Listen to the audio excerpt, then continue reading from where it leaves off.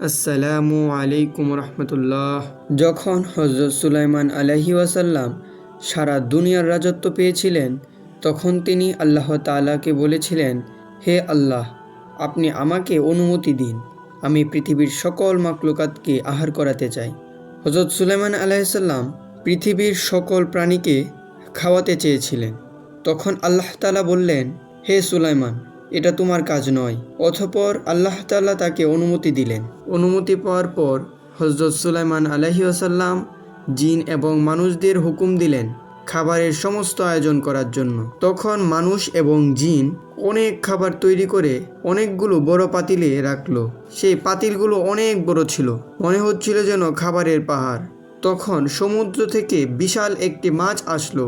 তখন সেই মাছটি হজরত সুলাইমান আলাইহিসসালামকে বলল, হে সুলাইমান, আমাকে খাবার দাও। তখন হজরত সুলাইমান আলাইহিসসালাম সেই মাছের মুখে খাবার দিতে লাগলো। খাবার দিতে দিতে সমস্ত খাবার একাই এই এক মাছ খেয়ে ফেলেছিল। হজরত সুলাইমান আলাইহিসসালাম তখন অবাক হয়ে গেলেন। তখন হজরত সুলাইমান আলাইহি ওয়াসাল্লাম মাছটিকে বললেন, তুমি তো একাই সব খাবার খেয়ে ফেলেছ। তখন মাছ বলল, হে সুলাইমান, তুমি আমাকে যে খাবার খাওয়ালে তার চেয়ে 3 গুণ বেশি খাবার আল্লাহ তাআলা আমাকে প্রতিদিন খাওয়ান। সুবহান আল্লাহ।